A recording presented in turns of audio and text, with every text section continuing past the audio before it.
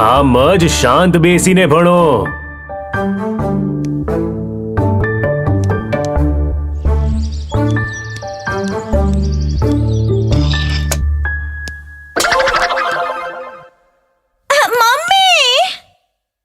ઉફ, આ બંને હેરાન કરી મૂકશે. બાનુ, બબલુ. મમ્મી મારી ક્યુબ ઉભા રહો ત્યાં જ. બબલુ ચડી જા ચડી જા. આલે પકડ. આને પણ પકડ.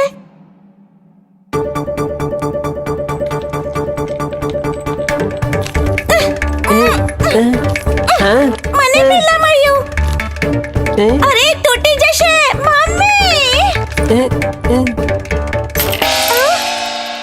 ત્યાં શું થઈ રહ્યું છે? ઊભા રહો, હું હમણાં આવું છું. મમ્મી મારી આ બેકેસ એના મણકા બધા ગુમ થઈ ગયા.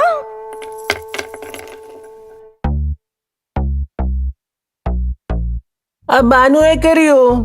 મેં નહીં, આ બબલુએ કર્યું. બંને જણા અહીંયા આવો. જુઓ, જેટલા પણ મણકા નીચે પડ્યા છે બધા ગણીને આમાં નાખો, નહીં તો હું બહુ વઢીશ, સમજ્યા? હવે શું કરીએ?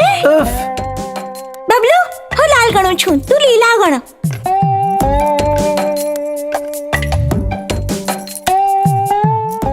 તમારા બંનેની સાથે આવું જ થવું જોઈએ.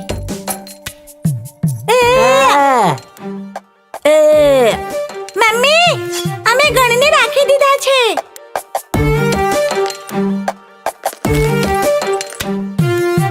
આવી રીતે ગણીને રાખવાના હોય.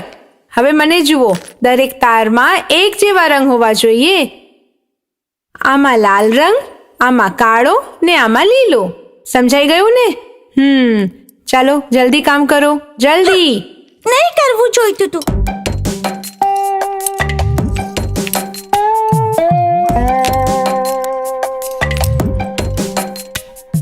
મને ભૂખ લાગી રહી છે.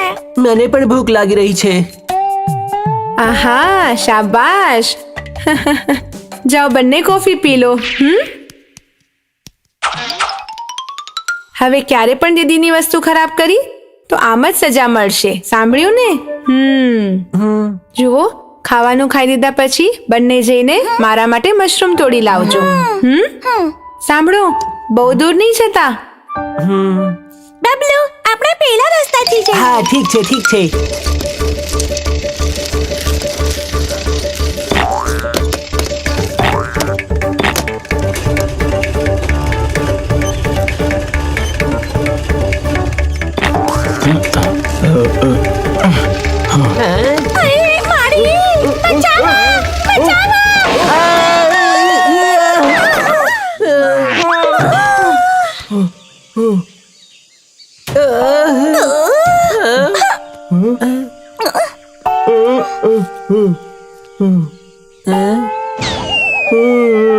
ગાડીનો કંટ્રોલ હાથથી છૂટી ગયો તો એટલે.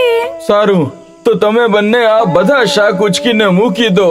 Mummy I.